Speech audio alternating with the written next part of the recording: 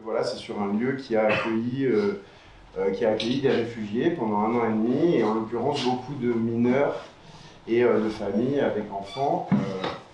Et donc, on a invité également Agathe et Hugo qui seront là aussi en fin de séance pour parler des Midis du Mid, qui est une association qui essaye de prendre en charge le plus possible là où les institutions gouvernementales manquent. Et donc de venir en aide à des mineurs isolés en Île-de-France. Donc on pourra parler aussi de la situation en Île-de-France. Et les recettes de ce soir seront versées à l'association Les Midis du Mid. Voilà, en fin de séance, on pourra aussi se retrouver du coup au bar où il y a des camarades qui ont préparé une soupe à prix libre et puis discuter aussi du film avec plaisir. Voilà, ben, je vous souhaite une bonne séance et puis on se retrouve à la fin pour en parler.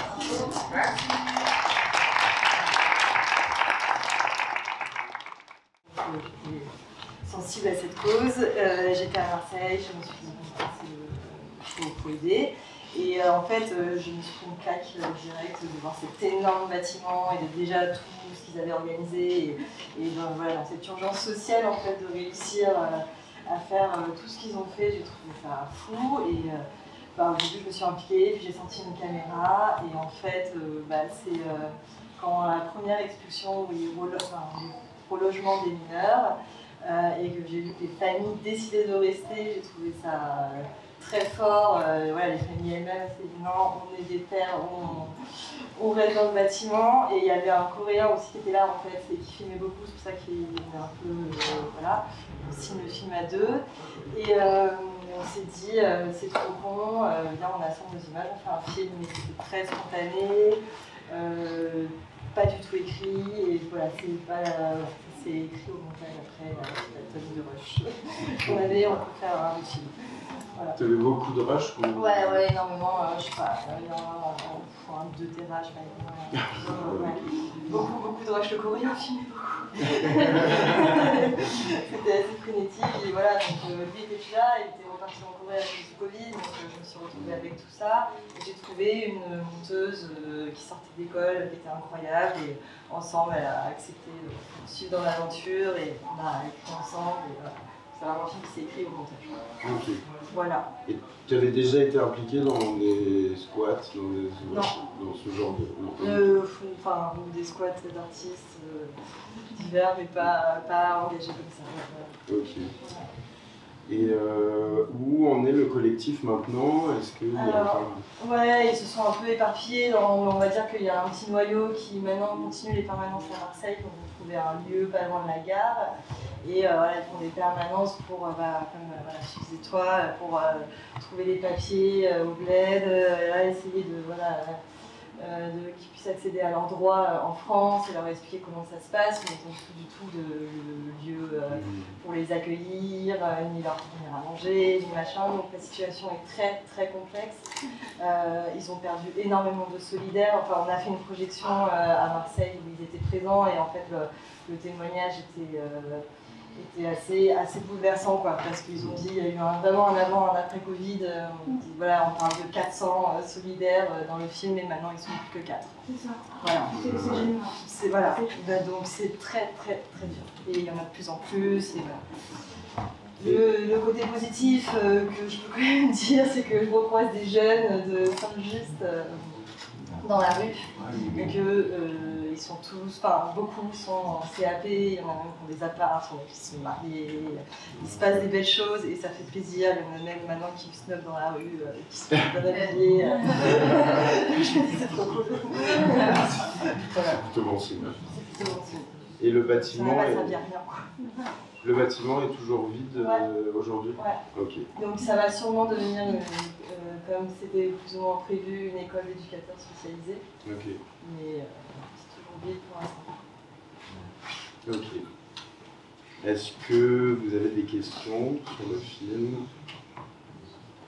Je voulais savoir si vous aviez diffusé le film à Marseille ou si ça a déjà été. Ouais, il a été diffusé à Marseille plusieurs fois. Il y a eu pas mal de très très belles projections. Et pas mal aussi en France. Et c'est pour ça qu'il fallait, c'était important pour nous de le montrer enfin à Paris. Et du coup, les autorités départementales, administratives et tout ça ont été invités. sont bougées. Et il y a eu, je sais plus, mais ouais, des gens de la mairie qui sont venus et je sais plus exactement leur poste. Le conseil départemental, ils ne sont pas venus, ils ont été bien sûr, mais ils n'ont pas été présents, mais il y avait quand même des gens de la mairie qui étaient présents et qui ont été très touchés de voir ça. Et du diocèse? Non, non, on a essayé d'organiser même une projection un peu privée, etc. Mais ils n'ont pas voulu, ils voulaient pas que le film se fasse, ils ont limite un peu supprimé les rushs. C'était pas trop. Non, je pense que si je le verrais, ça, ils ne sont pas non plus. Ok. Et... Non. En fait, d'ailleurs, c'est assez intéressant parce qu'on s'est renseigné, parce qu'en fait, il s'est déclenché vraiment à 6h du mat dans un endroit où ça craint pas, en fait, où tu as peu de chances justement d'avoir des blessés. C'est pour ça et en fait, quand on regarde souvent les fermetures de squats, ça arrivait très souvent ça. Ah ouais? Ouais, et c'est justement pour évacuer, mais sans qu'il y ait de drame, un peu facilement. Donc c'est pour ça qu'on a du mal à croire que c'est pas volontaire, quoi. C'est involontaire. Mais l'enquête, on dit dans le film qu'il n'y a pas eu d'enquête, il y en a eu une en vrai, mais elle s'est ouverte 1 an plus tard, donc autant dire que c'est sans suite. Voilà. Ok. Et Agathe, du coup, toi, tu es investie, tu as fondé les Midi du Mi il y a 6 ans. Et est-ce que tu peux nous parler un peu de comment ça s'est mis en place? Oui. Alors, merci, parce qu'il y a évidemment plein de choses qu'on retrouve à travers ce que tu montres. Voilà, alors je ne sais pas tellement par où commencer. La situation de Marseille est très complexe et moi, je l'ai connue, cette situation de Marseille, à travers un jeune que j'avais aidé à Paris, pour qui je me suis battue pendant 6 mois, que j'ai fait héberger, qui a eu un placement provisoire à Paris, mais transféré à Marseille. Et quand il arrive à Marseille, il s'est retrouvé à la rue. Donc là, j'ai pété un câble. Un gamin est placé, il est à la rue. Donc je connais la situation de Marseille. Je veux juste faire peut-être un tout petit mot sur qui ils sont, mais très rapidement, notamment sur l'Île-de-France, parce que le fonctionnement est un peu différent. Ce que tu nous montres, ce sont souvent des jeunes qui n'ont même pas été encore évalués par le département. Alors en Île-de-France, c'est un tout petit peu différent. En fait, tout mineur qui se déclare mineur doit se présenter auprès d'un dispositif d'évaluation par un mandataire finalement du département. Alors à Paris, c'était la Croix-Rouge, maintenant c'est France Terre d'Asile. Ce sont des assos mandatés pour faire le job en fait. Alors c'est Paris, Créteil, Bobigny, c'est tous ces jeunes-là qu'on aide. Et ils se présentent auprès d'un dispositif d'évaluation. Et à 90%, ce chiffre n'est jamais remis en cause, ni par la mairie de Paris qui a la double casquette, département et mairie en l'occurrence, ni par aucun département. Ils sont refusés. Donc ils arrivent, on leur fait une évaluation à chaud, ils viennent de débarquer à Paris, ils viennent de dormir souvent à Porte de la Chapelle ou n'importe où, à la gare de Lyon, et quelqu'un leur dit c'est là qu'il faut que tu ailles. Et ils arrivent et on va leur poser, en fait, il y a une grille, hein, on va leur poser en fait des questions avec des dates, tout est fait pour essayer de les piéger sur ce truc de minorité. Et c'est des questions, j'ai assisté moi encore vendredi matin au tribunal puisque l'une des juges qui a assisté un des jeunes que j'ai pu accompagner a repris la grille, c'est absolument hallucinant. C'est mais si ton frère du coup était en 6e quand toi t'avais 15 ans, est-ce que tu peux me redonner l'année? Enfin c'est un truc qui est fait pour piéger en fait et refuser. Donc le département refuse assez volontairement, remet, hein, donc ces associations mandatées par l'État remettent à la rue, sans même un duvet, et on dit aux jeunes, va au tribunal, débrouille-toi. Donc on imagine un gamin qui dort à Paris, qui a été se faire évaluer à Porte de Vincennes, maintenant à l'époque c'était à Couronne, maintenant c'est à Porte de Vincennes, et puis qui se retrouve à Porte de Vincennes, à qui on dit, va à Porte de Clichy au tribunal, sans même préciser l'horaire de la permanence. Les avocats, ça serait trop sympa, qui arrive à Porte de Clichy et qui du coup comprend rien au film. Et donc là, il doit entamer un recours auprès d'un tribunal pour enfants, donc en fonction de là où il s'est fait évaluer, donc Créteil, Paris ou Bobigny. Et il va attendre pendant 6 mois, 7 mois, on a des dossiers depuis 1 an qui sont en stand-by, pour pouvoir prétendre à une audience devant un juge pour enfants et prétendre à une prise en charge, s'il est reconnu mineur par un juge, à l'aide sociale à l'enfance. Et c'est très bien de rappeler qu'en France, tout mineur, en tout cas qui se déclare mineur, doit pouvoir être protégé. Et nous, évidemment, on défend la présomption de minorité, c'est-à-dire que tant qu'un juge n'a pas dit t'es majeur, en fait, il y a une présomption de minorité au même titre que n'importe quelle présomption, dès lors qu'on n'a pas été jugé et qu'il n'y a pas eu de rendu en fait, de décision. Donc on se bat pour ça, et donc les jeunes que nous aidons sont les mineurs à qui on a dit t'es refusé, à qui on remet une lettre et qui sont complètement paumés, et on va les accompagner donc le temps de ce no man's land. Ils ne sont pas mineurs officiels, mais ils ne sont pas non plus majeurs. S'ils appellent le 115, ils vont dire qu'ils ont 15 ans ou ils vont dire qu'ils ont 16 ans, et on va leur dire ah ben non, c'est pas pour les mineurs. Donc ils ne sont pas des menteurs et ils n'existent pas. Donc nous on vient en aide, les Midi du Mi, à ces jeunes le temps de ce recours et de cette prise en charge sur décision de justice.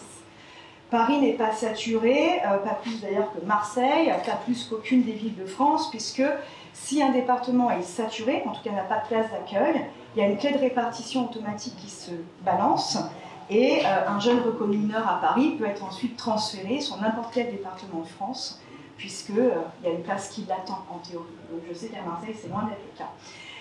Voilà, donc nous on aide ces mineurs comme on peut. Les Midi du Mi, on s'est créé autour de ce fait qu'on ne laisse pas en fait, un jeune à la rue, ni de 14 ans mais pas plus de 18. Donc nous on milite évidemment pour cette prise en charge et cette mise à l'abri inconditionnelle. On s'est construit autour de maraudes sur des campements. On accompagnait du coup les mineurs auprès des dispositifs pour qu'ils se fassent évaluer. On avait foi au départ dans ces dispositifs. Et puis on se rendait compte qu'après 3 nuits d'hôtel et 15 questions sur un formulaire, on les refoutait dehors avec une lettre en français, et qu'ils se retrouvaient à nouveau du coup sur les campements de migrants à l'époque. Voilà. Et pour moi c'était juste inconcevable qu'il y ait des mômes de 15 ans, des petits Afghans qui soient là, qui comprennent rien aux films et qui attendent du coup une opération d'évacuation des campements pour pouvoir avoir un abri. Sauf que là encore une fois, quand on se déclare mineur, on ne peut pas prétendre à un hébergement avec des majeurs. Donc il y avait des évacuations et des opérations de mise à l'abri de ces campements, et les mineurs restaient sur le carreau, seuls, sans majeur, sans assaut qui venait du coup les nourrir, parce que pour eux, les campements n'existaient plus, mais eux, ils existaient bien. Et donc on s'est construit autour de cette action qui était évidemment de les mettre à l'abri. Alors d'abord chez des gens, donc, on a poussé les murs, on a mis des gamins chez les gens, mais une fois qu'ils sont chez les gens, on s'intéresse à la procédure qui va les en faire sortir. Donc cette reconnaissance de minorité devant un juge, faire venir les papiers, les faire légaliser. On demande toujours de plus en plus maintenant pour prouver cette minorité. Ça se durcit terriblement. Et puis, évidemment, l'hébergement chez les gens, ça a ses limites. Quand on a 46 jeunes chez des gens, à un moment donné, pour 3 nuits, 4 nuits, 5 nuits, ça donne un tableau Excel croisé qui dit « Attention, Mamadou, dans 6 jours, il va dans la rue ». Et en fait, c'est ingérable. Donc, on s'est dit ça serait vachement plus simple qu'on trouve des lieux accueillants, on met les jeunes, et c'est nous qui allons chez eux, en fait. Mais par contre, on y va vraiment, avec des règles, avec de l'encadrement H24, on dort avec eux. Et on tourne comme ça autour d'eux. Et on crée des cours, si on a un espace suffisant pour le faire. Voilà. Alors les lieux, c'était n'importe quoi. Le premier lieu, c'était main-d'œuvre à Saint-Ouen, le temps d'une expo. On n'avait pas de matelas, on s'est beaucoup embourgeoisé, mais à l'époque, on était vraiment en mode nomade. Prête-moi un espace, je te le transforme en dortoir. Et même la journée, tu ne sauras pas qu'il y a des gens qui ont dormi ici. Donc on avait en fait des matelas, des couettes, qu'on empilait, on avait écrit leur feutre dessus, et on roulait en fait les couettes au moment où l'expo, 1 heure avant, il dégageait. On roulait les couettes et on les foutait dans un placard au fond, qu'on appelait le placard de la mort qui tue, parce que dès qu'on ouvrait, ça puait vraiment. Mais en attendant, la nuit, ils avaient de quoi dormir, et nous, on dormait avec eux. Donc ça, c'était le temps d'une expo pendant 1 mois, et après, on est passé de lieu solidaire en lieu solidaire, n'importe où, dans des galeries d'expo. On a passé le confinement au Nouveau Théâtre de Montreuil, au théâtre Thénardier, n'importe quel théâtre qui voulait bien de nous, finalement, en fait, ils nous prêtaient un espace. On était là la nuit, on est passé au 6B, dans la salle de danse du 6B. Donc le régisseur gardait le matos en fait, des jeunes la journée, c'était assez fou. On a fait des caravanes, j'ai été voir le directeur du Cirque Phoenix à Porte de Vincennes, dans le bois de Vincennes, et je lui ai dit, mais en fait vous avez de la place derrière, vous avez 4 caravanes, moi je vous en mets 15, quoi, des caravanes. Et il m'a dit, ok. Donc on a eu des caravanes pendant 7 mois derrière le cirque, derrière les chapiteaux. C'était assez fou. Et voilà. Et l'objectif, c'est qu'en fait, on met à l'abri un jeune le temps qu'il soit reconnu mineur par un juge. Puis quand on a un lit vide, on ne le laisse pas vide. Et les jeunes, on les rencontre sur nos distributions alimentaires, parce que c'est le cœur de l'association. Et en fait, j'ai créé ça un peu en mode prétexte. C'est-à-dire, oui, ils ont besoin de manger, mais ils ont besoin d'un spot, en fait. Ils peuvent se retrouver, on peut les connaître, les rencontrer ailleurs que sur le campement où ils n'ont rien à foutre. Et pouvoir derrière proposer à celui qui sera là le bonjour parce qu'il est fragile, parce que j'ai une place, un hébergement. Alors on passe de lieu en lieu comme ça, on est passé par le diocèse du 94 dans une maison à Vitry pendant 2 mois, et puis on s'est dit on n'aura jamais un truc aussi bien, c'est du jamais vu, on est devenu bourgeois, on a eu des matelas, il y a des chambres, voilà. Et puis derrière, on est à Montreuil depuis presque, ça devait être 3 mois au départ, et puis ça s'est prolongé. On est à Montreuil, voilà, dans une maison où il y a au moins 150 jeunes qui se sont relayés depuis le mois d'avril dernier et qu'on doit normalement rendre là au mois d'avril. Et je ne sais pas où nous allons aller, ni voilà, ce qu'on va faire. Quand on estime qu'il y a trop de monde dehors, on est dans un contexte très particulier en ce moment, avec un ordre de la préf qui est 0 tente. Donc on paye quand même tous là ici des impôts pour des flics en fait qui chassent des mômes qui montent des tentes la nuit. Hein. Et l'autre jour, 10 gamins sont arrivés à la porte de la Villette, il y avait 5 quarts de CRS pour les empêcher de s'installer. Donc ça, il vient nous le raconter sur nos distributions, qui ont lieu 4 fois par semaine à Belleville, au jardin Palicao, entre Couronne et Belleville. Stratégiquement, il y a des cours de français pour eux les jeudis et vendredis matins à 100 mètres. C'est pour ça que j'ai choisi cet espace, parce qu'ils le connaissaient tous. Et donc l'idée, c'était d'offrir à la sortie des cours une récré, une cantine, on sort un ballon de foot. Parfois c'est très joyeux, parfois c'est la cour des miracles, ça dépend des jours, mais on y retourne avec la même énergie depuis 6 ans. Et ça ne repose que sur du volontariat, avec des gens qui apportent un gâteau. On a des assos et des restos partenaires pour la bouffe. On a 250 jeunes qui viennent manger. Et quand ça explose comme ça, comme c'est le cas en ce moment, avec un ordre de 0 campement, 0 campement, ça veut dire pas de recensement, ils sont invisibles, ils n'existent pas, donc pas de place d'hébergement derrière à aller chercher. Donc on nous balade, donc quand on estime que c'est trop, et que c'est pas à nous de le faire, parce que même si on héberge 20 jeunes ou 30 jeunes, en fait il y en a 200 dehors, donc bon, ils ont de la chance ceux-là et les autres, quoi. Donc on va aider pour les papiers au minimum, pour payer les papiers et trouver l'avocat et les aider, parce que c'est la voie de sortie de la rue de toute façon, mais quand même ils ne vont pas attendre 6 mois à la rue. On fait des occupations de l'espace public en interasso. Alors on a dormi dans plein d'endroits atypiques, hein. Place des Vosges, Hôtel de Ville, c'était chouette, sans parvis, le tunnel du Pré Saint-Gervais, la dernière en date, il y a eu André Citroën, la dernière en date c'était Hôtel de Ville, le 6 décembre. Alors ça claque, hein, évidemment, sauf qu'ils nous ont laissé pourrir pendant 5 jours avec 282 jeunes.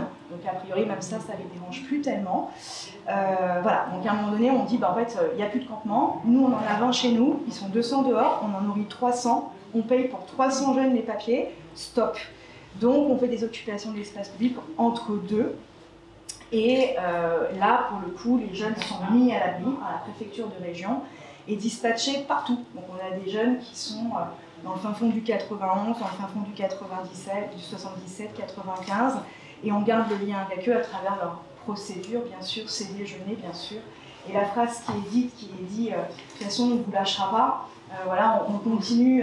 Ça, je crois que c'est un truc que je répète à longueur de temps. Quand on a des jeunes dans une maison et qu'on leur explique qu'ils vont devoir partir pour aller se battre pour leurs droits avec nous, mais que par contre on ne les lâche pas, que c'est juste la maison qui change, qu'on les fout sous tente par moins 10 degrés, c'était le cas le 6 décembre à Palais-Royal, c'est un peu dur. Mais en même temps, c'est pas à nous de faire. Donc on fait, mais on fait tout en étant des militants et tout en disant qu'en fait, on ne laisse pas un gamin de 14 ans à la rue et qu'on va trouver le moyen d'arriver à ce qu'il soit pris en charge par l'État, soit par une prise en charge tout de suite d'un juge qui va convoquer, soit par une occupation. Et puis ensuite, il sortira de ce dispositif où il n'a rien à faire pour majeur, mais en basculant vers l'aide sociale à l'enfance. Voilà en gros. Donc il y a beaucoup de choses que j'ai revues. On fait évidemment tout ce qu'on peut. On fait des fêtes aussi. Voilà, on fait beaucoup de sorties culturelles, d'ateliers artistiques, on les emmène au théâtre, au cinéma, on a des partenariats, notamment avec le Méliès, avec tout un tas d'endroits artistiques. On fait tout ce qu'on peut en tout cas. Alors on répond aux premiers besoins, le môme qui vient d'arriver, qui débarque au jardin, qui est à Paris depuis 3 jours, à qui on a dit va les voir là-bas, ils vont t'aider. Bon, qui n'a pas de basket, qui n'a pas de sac à dos, donc on répond à ces besoins primaires, les premiers besoins de nécessité. Un toit quand on a l'espace et qu'on peut. Et puis on paye des nuits d'hôtel si vraiment il y a un drame. Et on n'est que des bénévoles, on n'est pas absolument soutenu par aucune institution étatique. C'est aussi un choix. On se bat contre l'État, je ne demande pas du fric à l'État en fait, enfin, à un moment donné, non, ça n'a pas de sens. Par contre, on a des fondations privées qui nous aident et qui nous soutiennent, parce qu'on a des budgets qui sont complètement tarés. Voilà, et ça marche sur cet élan de solidarité. Et voilà. Et donc, si vous voulez vous aider, les midis du Mi, j'écris sur la page Facebook parce que je suis une vieille conne, c'est repompé sur Instagram par une plus jeune que moi. Et puis, je raconte, j'essaye. Alors, ça fait 6 ans que j'essaye de changer l'ordre des paragraphes, mais je raconte toujours la même chose, parce que, hélas, la situation est toujours la même. Donc, on a encore pour quelques semaines, peut-être plus, mais je ne saurai que mardi, cette maison à Montreuil qu'on peut faire vivre, où il y a une vingtaine de jeunes, mais si on sait qu'on reste 6 mois de plus, on va repasser à 30. Voilà, on peut tout imaginer là-bas. Donc c'est des cours, c'est tout ce qu'on peut apporter pour que ces jeunes puissent avoir le nécessaire, et c'est surtout ces distributions alimentaires où n'importe qui, en rejoignant le groupe fermé les midis du Mi, peut apporter un 4x en disant bah, moi dimanche je viens au jardin, j'apporte un pack de lait, parce que ça ne marche en fait que comme ça depuis 6 ans, 4 fois par semaine. Et là, c'est le Ramadan qui démarre jeudi. On reste évidemment là, le midi, sur nos heures de rencontre, parce qu'on doit garder ce lien, parce que le nouveau qui arrive aura besoin d'aide pour son papier, donc on se doit d'être là. Et juste, on transforme la marmite par des kits alimentaires individuels. 250 petits kits à faire 4 fois par semaine, avec un sandwich, un berlingot, voilà, pour qu'ils puissent manger le soir. Donc c'est beaucoup de boulot, mais c'est pas un boulot. Moi je suis prof dans la vie à côté, voilà, et je passe mes soirées auprès d'eux et mes midis libres auprès d'eux et tout mon temps libre finalement auprès d'eux ou dans les tribunaux ou ailleurs. Voilà, donc on est vraiment juste une bande de gens qui n'acceptons pas en fait ces situations et c'est très open. Et on s'est monté en assaut pour des raisons évidentes, d'avoir un numéro de SIRET, paraître être sérieux, de pouvoir faire en sorte que des gens puissent défiscaliser des dons.